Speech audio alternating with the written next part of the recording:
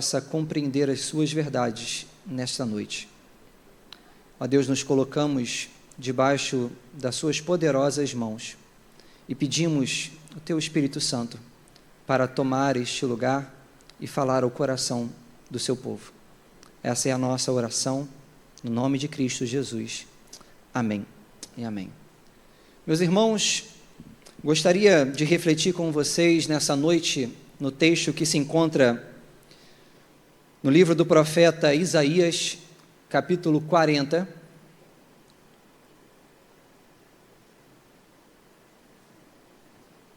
a partir do verso 28 até o verso 31.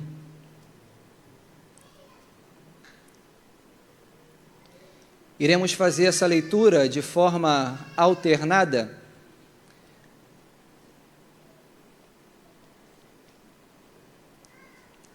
Diz assim a palavra do Senhor: será que você não sabe, nem ouviu que o eterno Deus, o Senhor, o Criador dos confins da terra, nem se cansa, nem se fatiga, e a sabedoria dele é insondável? A igreja?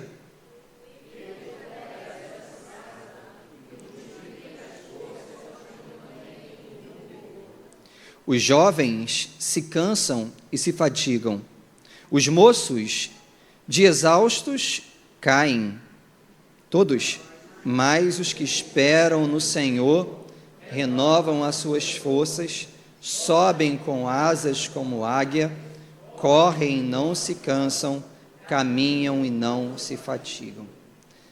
Palavra do Senhor. Permita-me iniciar a exposição dessa noite fazendo uma pergunta retórica para você, meu irmão. Você tem dificuldade em esperar? Graças a Deus que a tecnologia nos facilitou muitas coisas nesta vida. Eu acredito que o teste ideal para sabermos se temos dificuldades de esperar ou não era ir para a fila de um banco. A geração mais recente deve agradecer a Deus pela facilidade de ter que pagar as contas apenas pelo aplicativo do celular. Porque era normal, meus irmãos, irmos ao banco para pagar as nossas contas e pelo menos 30 minutos ficarmos ali esperando até chegar a nossa vez. Mas o pior acontecia quando o cidadão que estava à nossa frente, logo quando chegava à boca do caixa para fazer o seu pagamento, puxava um malote e dentro daquele malote vinha um saco cheio de moedas para serem trocadas. E aí aquele olhar do bancário logo caía desesperado, sabendo que iria ter que passar um bom tempo contando aquelas moedas. E logo aquele que estava atrás, aguardando a sua vez, também ficava desfalecido.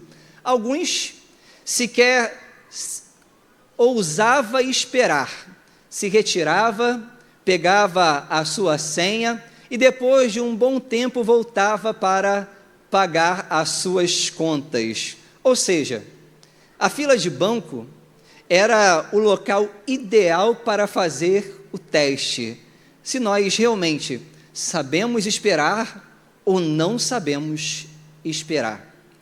Imagine que a nação de Judá também teve que passar por esse teste.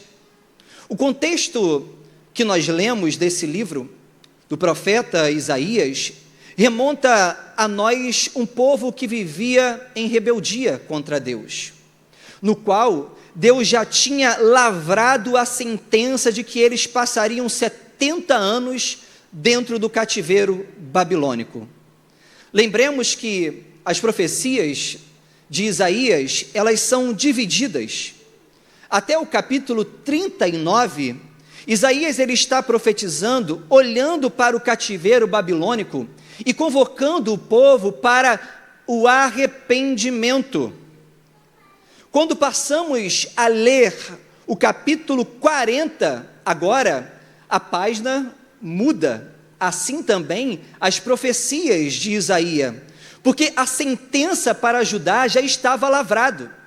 Era certo que eles teriam que passar pelo cativeiro babilônico, e isso duraria 70 anos. Então Deus manda, a partir do capítulo 40, Isaías consolar o povo de Israel, tendo a visão além do cativeiro babilônico, olhando para o momento sim de consolo, mas também para o momento de restauração daquele povo, e o povo ainda não havia chegado no cativeiro babilônico. É dentro desse contexto que a mensagem então do profeta Isaías, ela aparece, e da boca dele sai palavras de consolo. E perceba que nos versos que nós lemos, Isaías ele está falando sobre a majestade do Senhor. Ele diz no verso 28, será que você não sabe, nem ouviu que o eterno Deus, o Senhor, o Criador dos confins da terra, nem se cansa e nem se fadiga? E a sabedoria dele é insondável? O profeta Isaías, nesses primeiros versos que nós lemos, ele está falando sobre a grandeza de Deus, ele está falando sobre a majestade de Deus, ele está falando sobre um Deus que é impenetrável ao nosso conhecimento, ele está falando sobre um Deus que é incognoscível a nós. E perceba, meus irmãos, que logo no início dessa sessão, Isaías ele vai trazer algumas interrogações para demonstrar essa grandeza de Deus. Por exemplo, no verso 12, ele diz: quem na concha de sua mão mediu as águas e tomou a medida dos céus a palmos? Quem recolheu o pó da terra na terça parte de uma vasilha e pesou os montes e as colinas numa balança? Quem guiou o Espírito do Senhor, ou com o seu conselheiro o ensinou? Perceba que Isaías, ele está fazendo uma descrição extraordinária da grandeza de Deus em relação à limitude humana. Nós somos bem pequenos, nós somos limitados, mas Deus é extraordinário. Deus é grandioso, Ele é eterno, e a sua eternidade, meus irmãos, nós não conseguimos contar, nós conseguimos medir, não faz parte da matemática humana tentar compreender Deus ou estabelecer limites em relação à sua grandeza.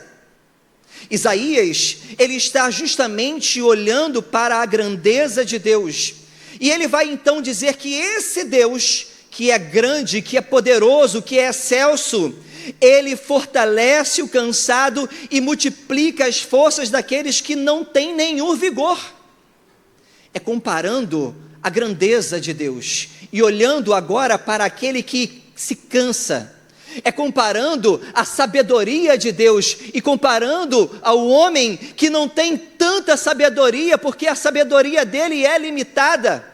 É olhando para o Deus que é excelso e olhando para o homem que é muito pequeno e finito, que Isaías está dizendo: esse Deus poderoso, ele dá força àquele que se cansa, ele multiplica a força daqueles que não têm nenhum vigor. Perceba comigo que, apesar da transcendência de Deus, ele também está falando sobre o Deus que olha para o homem que é limitado. Apesar do Deus que criou o mundo e que é de eternidade a eternidade, ele também está relacionando esse Deus com aquele que se comunica ao homem, que fala ao homem, que se aproxima do homem, que se relaciona com o homem e que dá força a esse homem que é limitado e pequeno. Perceba que também Isaías, ele olhando essa grandeza de Deus, ele agora passa a fazer um paralelo. A partir do verso 30 e verso 31 ele diz: os jovens se cansam e se fatigam, os moços de exaustos caem, mas os que esperam no Senhor renovam as suas forças, sobem com asas como águias, correm e não se cansam, caminham e não se fatigam. Perceba que o profeta Isaías, ele vai procurar dentro das relações humanas aquilo que demonstra a maior perspectiva relacionada à força humana. A força humana, na sua plenitude, não está na criança. A força humana, na sua plenitude, não está naquele que tem maior idade. A força humana é olhada para os jovens. E por isso ele vai colocar o jovem dentro dessa condição, como aquele que tem maior vigor, como aquele que tem a maior força, como aquele que na plenitude da sua juventude consegue fazer coisas que outras pessoas não conseguem fazer. Mas mesmo assim, essa pessoa, mesmo assim, esse jovem que é forte, que é cheio de vigor, diz o texto, ele se cansa. E chega um momento também que eles caem de tão exausto que eles estejam. E aí então, ele vai fazer a comparação relacionado àqueles que esperam no Senhor. E ele vai dizer, mas os que esperam no Senhor renovam as suas forças e sobem com asas como águia, correm, não se cansa, caminham e não se fatigam.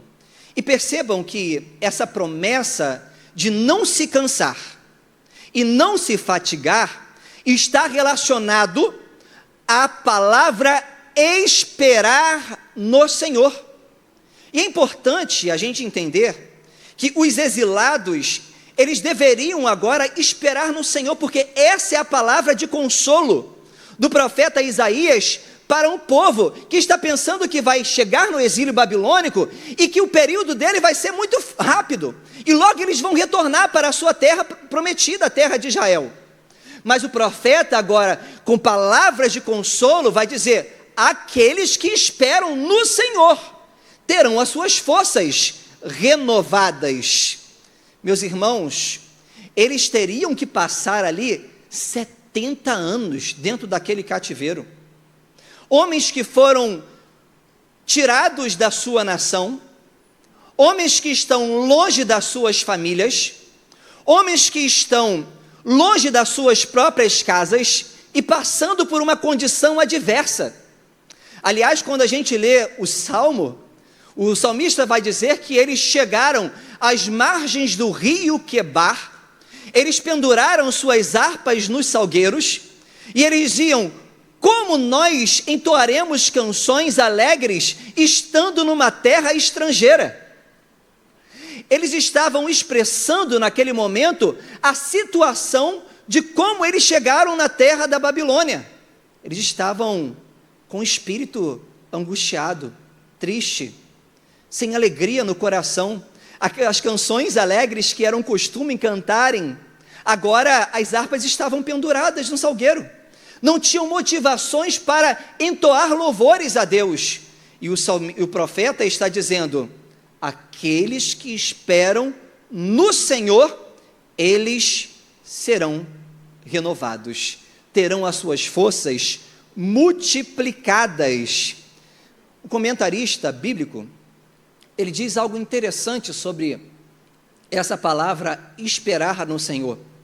Ele diz que essa expressão implica em duas coisas: completa dependência de Deus e a disposição de permitir que Ele decida os termos.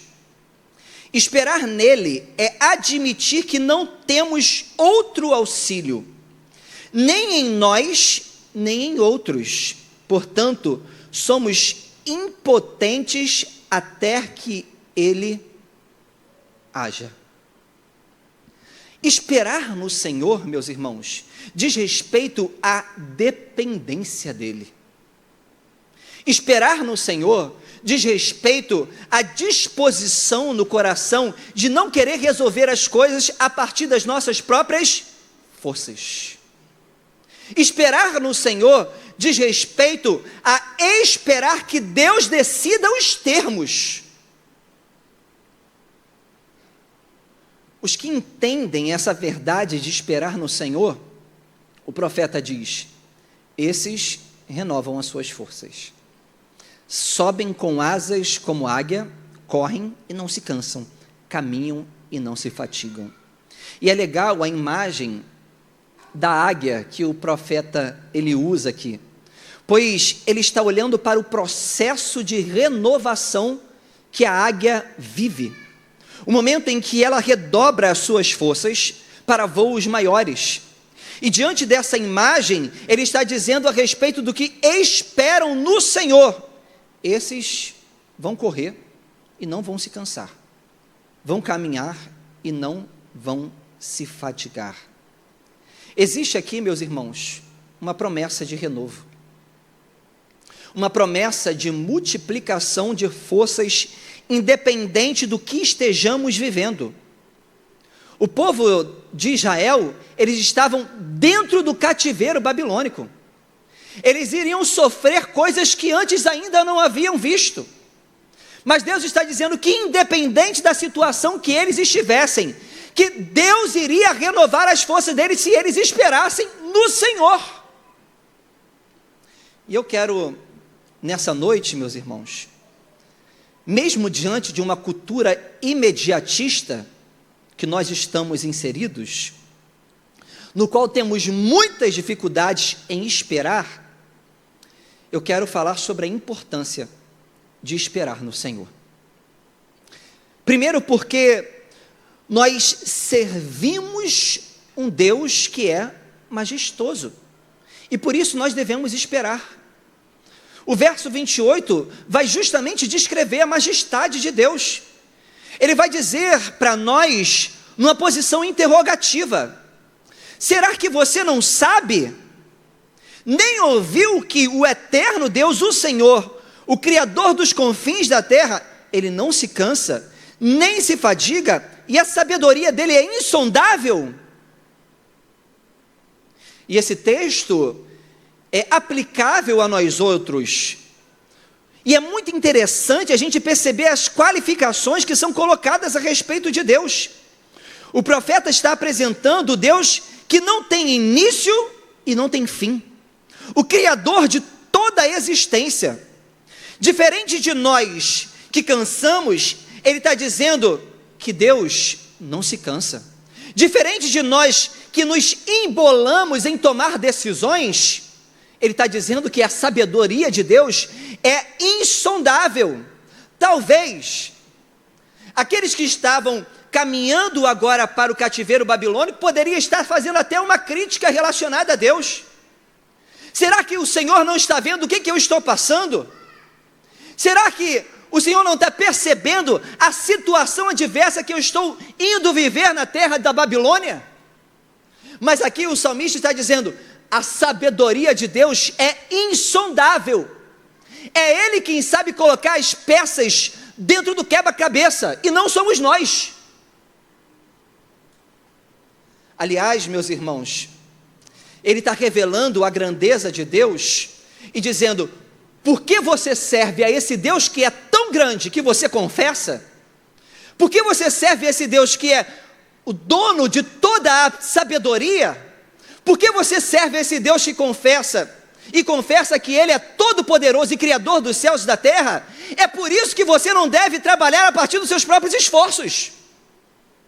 É por isso que você deve esperar nele, independente se a situação não tenha tido uma resolução de imediato, e que você queria ouvir a bom grado a resolução, Porque às vezes, meus irmãos, é muito bom a gente ouvir o sim de Deus.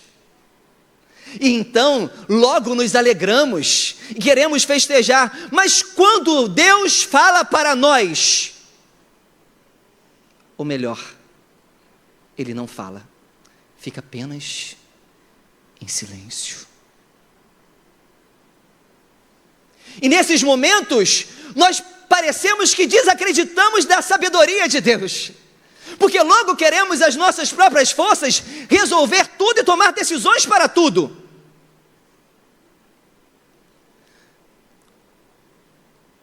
É interessante, porque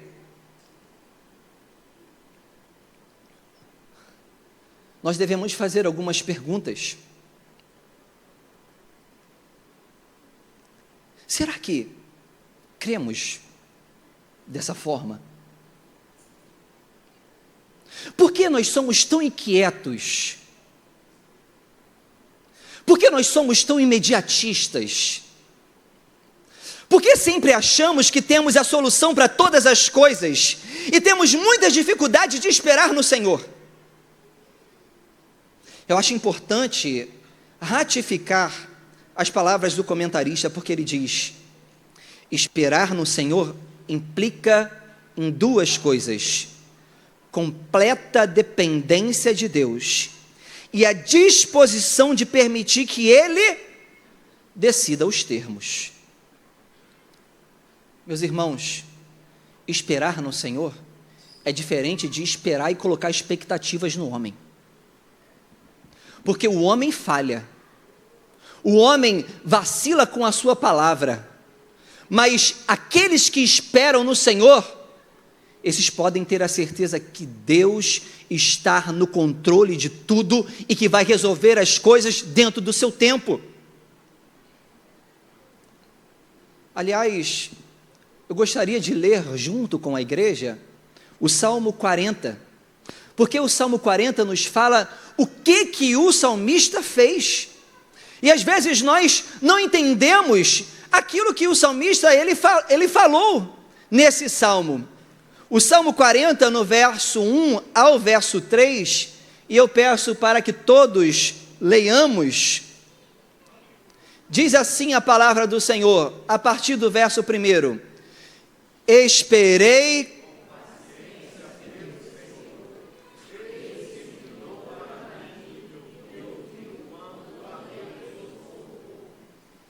tirou-me de um poço de perdição, de um atoleiro de lama, colocou os meus pés sobre uma rocha e firmou os meus passos, e me pôs nos lábios um cântico novo, um hino de louvor ao nosso Deus. Muitos verão essas coisas, temerão e confiarão no Senhor. Perceba a diferença daqueles que esperam no Senhor, daqueles que não esperam. Porque aqueles que esperam no Senhor, meus irmãos, Deus ouve e responde o clamor e faz daquela pessoa um testemunho para que outras também confiem no Deus dele. Mas aqueles que não esperam no Senhor, eles se atropelam a partir dos seus próprios passos e geram um grande problema e ficam mergulhados num lamaçal de problemas. O salmista e o profeta está dizendo: é porque você tem um Deus tão grande e poderoso que você deve viver na dependência dele e esperar nele. Mas veja ainda, por que nós devemos esperar no Senhor? Porque os que esperam no Senhor são sempre renovados. É o que o verso 31, ele diz: mas os que esperam no Senhor renovam as suas forças, sobem com asas como águia, correm e não se cansam, caminham e não se fatigam. É importante ressaltarmos, meus irmãos, que essa mensagem, ela tem um cunho consolador e de esperança. Judá ia passar períodos bem difíceis no cativeiro babilônico.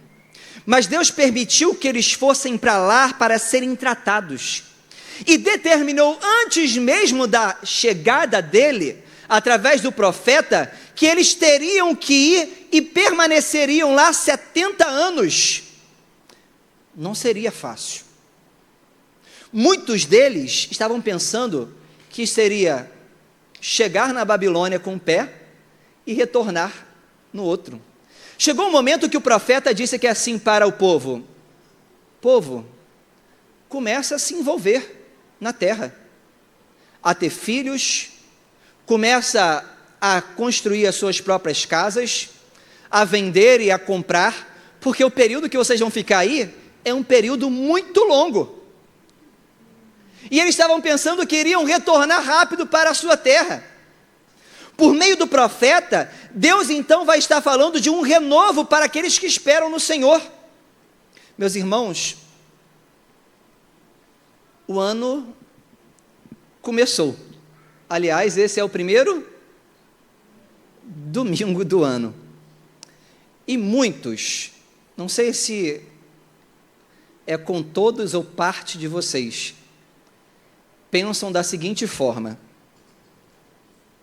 tudo novamente. Aliás, hoje a gente ficou aqui até aproximadamente 4 horas, fazendo a agenda do ano da igreja. E aí, talvez na sua casa, você tenha pensado da seguinte forma: mais um ano pela frente, muito trabalho, as coisas vão se repetir. Aliás, aqueles que estavam de recesso acaba, e amanhã tem que pegar o japeri novamente, no meu caso, para ir trabalhar. E o ano vai se iniciar e tudo novamente ocorre. Muitos, nas suas orações, foram: Senhor, me dê força para enfrentar mais um ano. São os mesmos desafios, ou às vezes desafios ainda maiores, mas eu quero te dizer uma coisa, nessa noite: existe uma promessa para aqueles que esperam no Senhor. Independente dos desafios, independente dos trabalhos, independente do que possa estar acontecendo, aqueles que esperam no Senhor têm uma promessa. O texto bíblico está dizendo que Deus renova as forças, e esse renovar é como voo, como asas, como águia. Vocês vão correr e não vão se cansar, vocês vão andar e não vão se fatigar, porque Deus está com aqueles que esperam nele. Aliás, essa imagem da águia é muito interessante que o profeta usa. Não sei se você já ouviu falar sobre o processo de renovação da águia. A águia, meus irmãos, é a ave que possui a maior longevidade da espécie. Vive cerca de 70 anos, porém, para chegar a essa idade, aos 40 anos, ela precisa tomar uma séria decisão, e muito difícil: deixar-se morrer, ou enfrentar um doloroso processo de renovação que irá durar 150 dias. Se ela seguir a segunda opção, esse processo consiste em voar para um alto de uma montanha e lá se recolher em um ninho que esteja próximo a um paredão, um local seguro, onde outros predadores não podem alcançá-la. E então, ao retornar, ela necessita dar um voo firme e pleno. E ao encontrar esse lugar, a águia começa a bater o bico contra a parede até conseguir arrancá-lo com a sua própria força, enfrentando corajosamente a dor que essa atitude acarreta. Pacientemente, ela espera nascer agora um novo bico, com o qual irá arrancar as suas velhas unhas. Com as novas unhas, ela passa a arrancar cada uma das suas penas. Após 5 meses, agora está renascida a águia. Ela consegue viver mais 30 anos.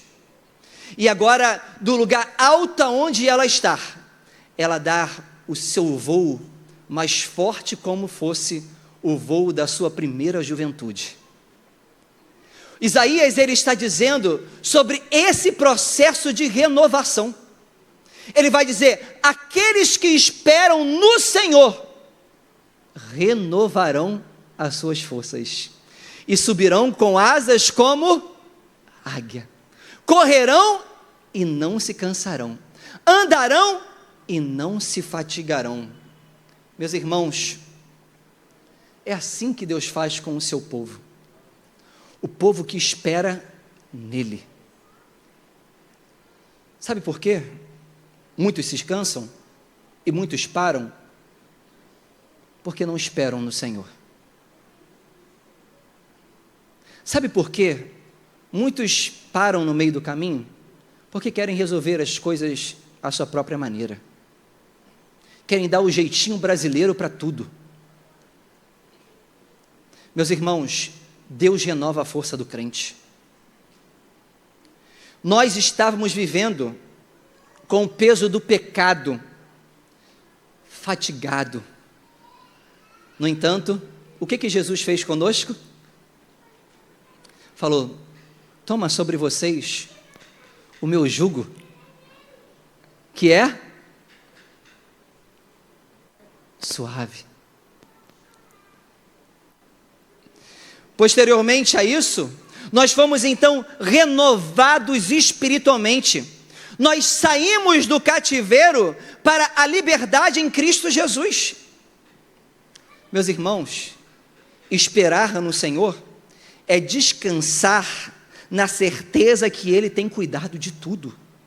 Esperar no Senhor é olhar para a esperança da glória e sabermos que vai chegar um dia em que esse corpo cansado e marcado pelo pecado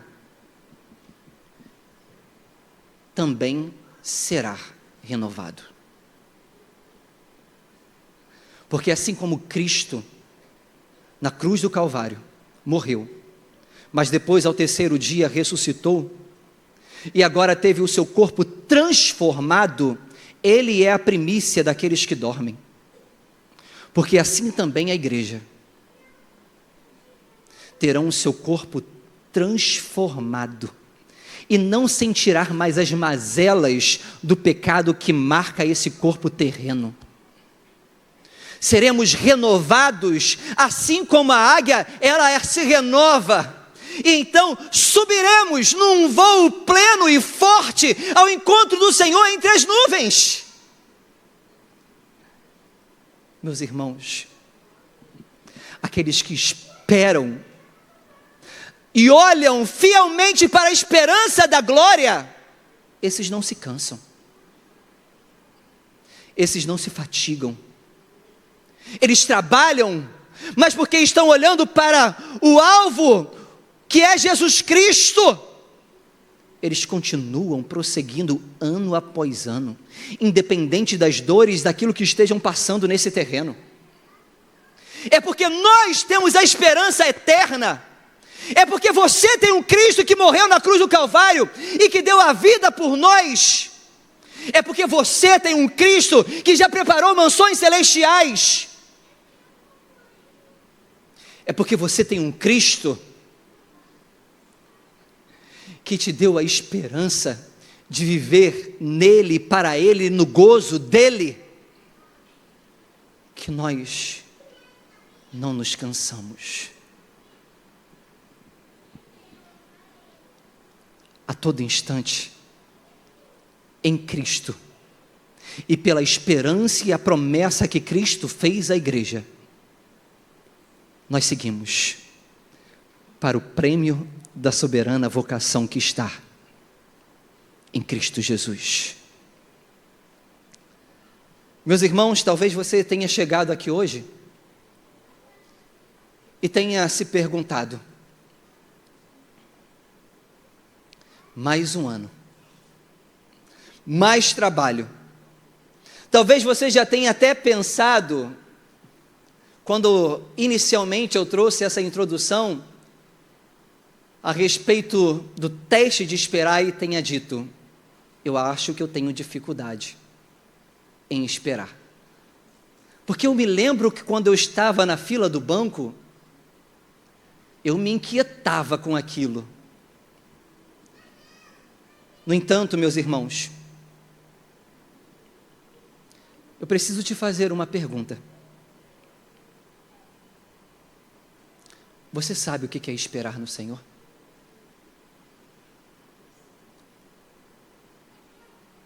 Esperar em Deus pode ser muito difícil, pois nem sempre você terá um sinal te dizendo o que fazer. Às vezes vai ser como Jó.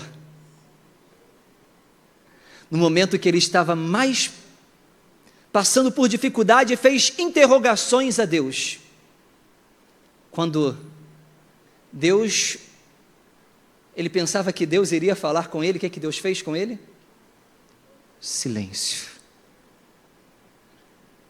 Quando ele fez mais interrogações a Deus e Deus resolveu falar com Jó, o que é que Deus fez?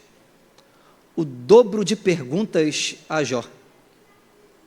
E a pergunta que Deus fez a Jó é: Jó, onde você estava quando eu criei o firmamento? Aonde você estava quando eu fiz todas essas coisas?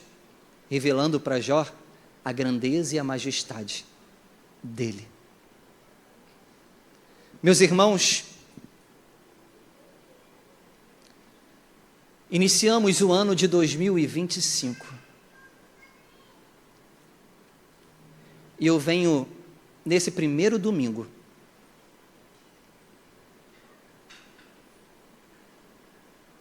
mexer com vocês e também comigo a respeito da palavra do Senhor, para dizer: não tenta dar teu jeitinho, não tenta resolver as coisas da sua maneira, espera no Senhor, porque quem espera no Senhor tem as suas forças renovadas, porque quem espera no Senhor caminha e não se cansa, corre e não se fatiga, mas recebem forças. E como voo da águia, o Senhor também nos faz voar em sua presença. Porque os nossos olhos não estão pautados nessa esperança terrena. Os nossos olhos estão pautados na esperança da glória. Se os seus olhos se prendem a este terreno, você é o mais miserável de todos os homens, diz o apóstolo Paulo.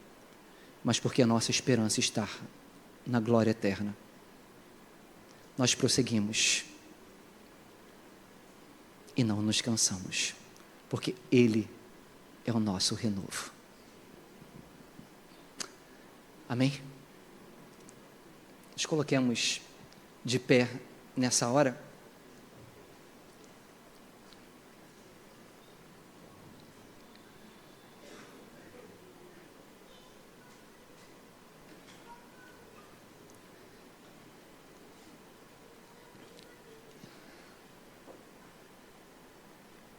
E nós vamos orar. Talvez você pense o seguinte: Senhor, tem tantas coisas para fazer nesse ano, mas eu não quero errar novamente. Eu quero aprender a esperar no Senhor. Se essa é a sua petição, eu quero te convidar a vir aqui à frente. Também quero convidar para que venha aqui na frente, além desses irmãos, o nosso amigo jovem Jonathan. Nós estaremos orando pela família dele, por ele. Também a Ana Vitória e o Flávio Melo, que já está aqui. Nós também estaremos orando por eles.